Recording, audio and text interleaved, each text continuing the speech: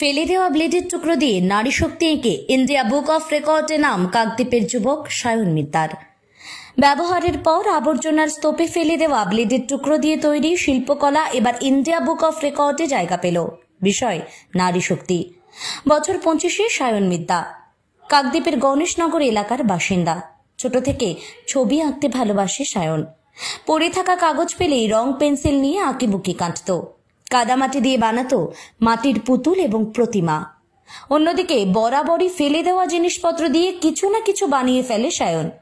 এবারে সায়নের সৃষ্টি ফেলে দেওয়া ব্লেডের টুকরো দিয়ে নারী শক্তি আঁকা। এটা আঁকতে মোট 70টা ব্লেড ব্যবহার করা হয়েছে। কোনো রকম বিরতি ছাড়া টানা 5 ঘন্টায় এটা বানিয়েছে সায়ন। এর আগে বহুবার রং তুলির সাহায্যে নারী শক্তি এঁকেছে সায়ন, তবে এই প্রথম ব্লেড দিয়ে আঁকা। অভাবের সংসারে পিসির আর্থিক সহযোগিতায় আঁকা শিখেছে সায়ন। সায়ন ছোট থেকে পিসির কাছেই মানুষ। বর্তমানে এলাকার কঞ্চি কাঁচাদের বিনামূল্যে আঁকা শেখায় সায়ন। সায়ন চায় তার আঁকা ছবি দেশ বিদেশে ছড়িয়ে পড়ুক।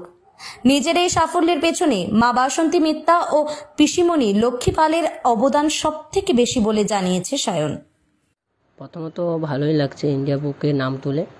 তো আমি নারী শক্তি নিয়ে কাজ করেছি। ভাঙা ব্লেড যেটা আমরা ইউজ করার পরে ফেলে দিই, তো তার উপর কাজ করে ইন্ডিয়া বুক অফ রেকর্ডসে নাম তুলেছি। হ্যাঁ, ক্লাস 3 থেকে আমি আঁকাআঁকি করেছি। তো 10-এর পর থেকে আমি নিজে থেকে ক্লাস শুরু করলাম, বাচ্চাদেরকে আঁকাতাম। তো করতে করতে এখন আমার নিজস্ব 70 থেকে 80টা স্টুডেন্ট আছে। আমি কলকাতা, এমনকি আমেরিকাতেও অনলাইনে ছবি আঁকাই, পাঞ্জাবেও আঁকাই, বিহারে এরকম অনলাইনে আঁকাই, পশ্চিমবঙ্গের বাইরেও আমি আঁকাই। আর এরকমই চলছে। এছাড়াও প্রাইমারি স্কুল, সরকারি স্কুলে এমনি পার্ট টাইমার হিসেবে ড্রয়িং টিচার হিসেবে কাজ করি। আরও তো ইচ্ছা আছে, আরও যেন এসে যেতে পারে। শুধু এইটুকু হলে তো হবে না, আমি আশা করি আরও যেন খুব বড় হয়। সবার আশীর্বাদ চাই। কিভাবে মানে লাইন করেছেন? লাইন কি করবো, আমরা গরিব লোক, আমরা কি করে লাইন করবো?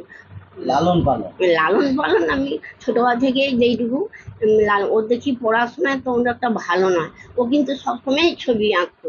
ওই দেখে আমাকে আমার বড়দা বললো যে যেটা কাজ করে তাকে সেইটাই করাতে হবে।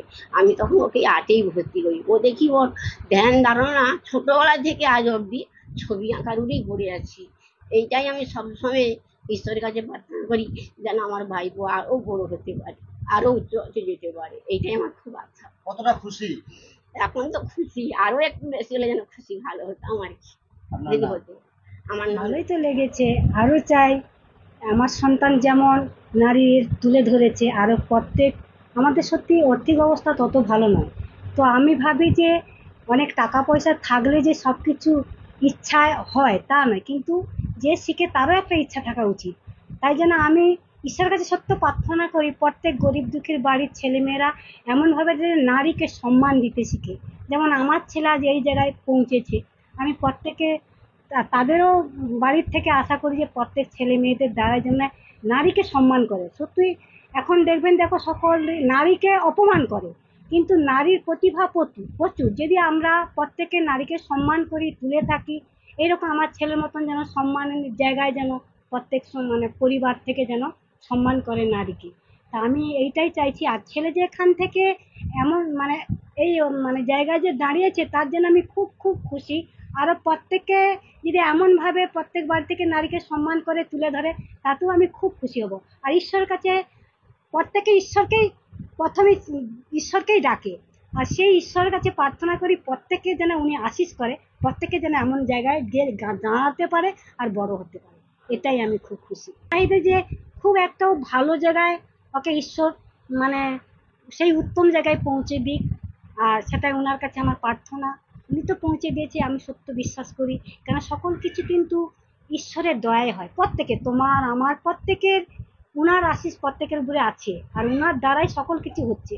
আর আমিও চাইছি যে আরো যেন খুব একটা উত্তম জায়গায়, যোগ্য জায়গায় ওকে স্থাপন করে। এটাই আমার ওনার কাছে চাওয়া। আপনার নাম? আমার নাম বাসন্তী মিত্তা।